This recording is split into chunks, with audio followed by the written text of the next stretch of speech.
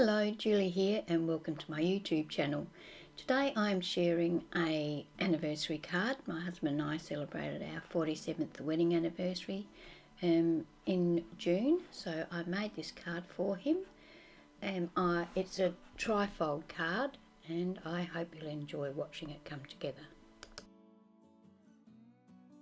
I used a die to cut this all over pattern on what is going to be used to decorate the front of my card. I have to admit that it's a terrible die and it doesn't cut very well, and I was very tempted to throw it in the bin. I'm now trimming the front of the card down to the size of the card I'm going to make. The card is 4 1/4 by 6 inches. I'm going to make my card base now, so I'm cutting a piece 8 1/2 by 6 and another piece that is 4 1/4 by 6.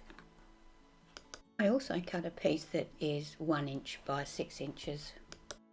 I'm going to use my scoreboard to score the 1 inch piece at 1/2 inch, and I'm also going to score the 8 1/2 inch piece at 4 1/4.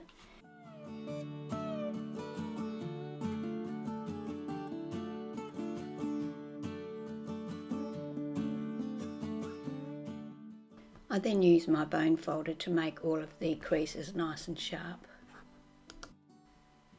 I'm going to use the 1 inch piece of cardstock that I've folded in half as a hinge to attach my third leg of the card. I'm going to use my glue to do that. I'm using Aleene's original tacky glue. I find that does not make my paper or cardstock buckle. So I'm applying the glue to the hinge, and I will then attach the hinge to the flap and the card base.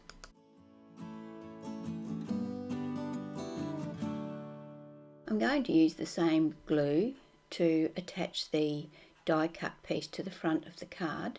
I'm just going to spot glue here and there so that it doesn't show through the holes, but it does keep the die cut in place.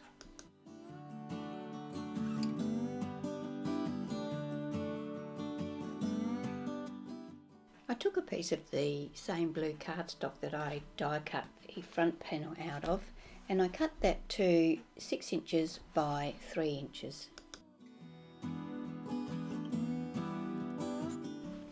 I used this Martha Stewart heart punch to punch along one of the long edges.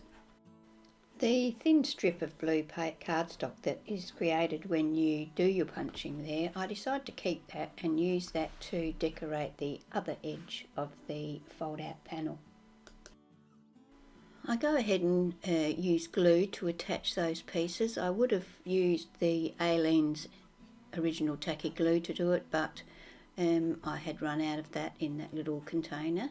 I usually buy the glue in a large bottle and then decant it into the smaller one because it's easier to use, but I hadn't got around to filling it up, so I used my Zig 2-way glue instead.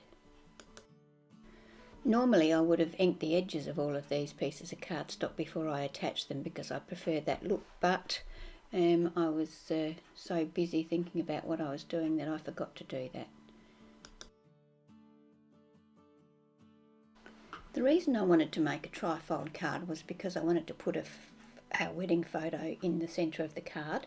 I've cut a piece of blue cardstock so that it is 1/8 of an inch smaller all around than the white panel of this card. So I cut a piece of blue cardstock that's 4 inches by 5 3/4.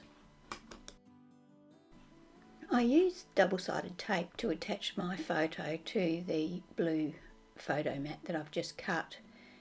You will see later on that I'll come back and change that. I put a layer of white cardstock in between the photo and the blue photo mat. The matted photo is then attached to the centre panel of the card. Once again, I've used double-sided tape to do this.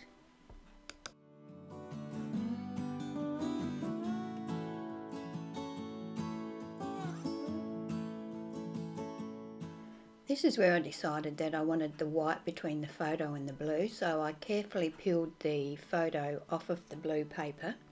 I cut a piece of white cardstock that's 3 3/4 inches by 5 3/8 inches. Then I filed around my photo with an emery board and inked the edge of the photo so that it would stand out nicely against the white photo mat. Attached the photo to the photo mat, then inked around the edge of the photo mat, and then reattach that to the centre panel of the card.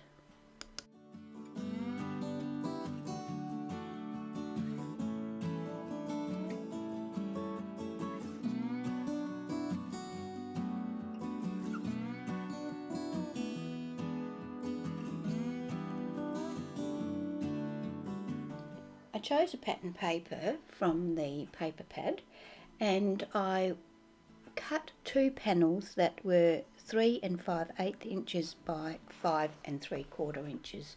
These are for the inside of the card flaps. The pattern paper comes from a Kaisercraft 6.5 inch pad called Wonderland, and it's made up of tiny white hearts. It was at this stage that I realised I had cut my panels to the size of the smaller panel, and it wasn't big enough for the left hand side of the card.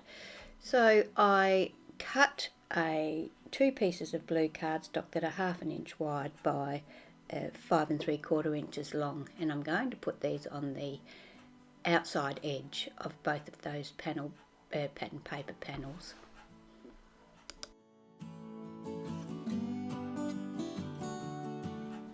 Before I go ahead and attach my papers to my cardstock, I ink the edges of all of the papers using my Versacolour ink block.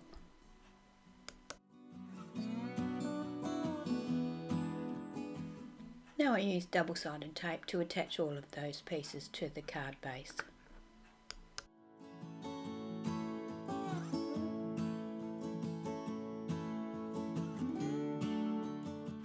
So time now to embellish my card. I'm going to use these 2 punches.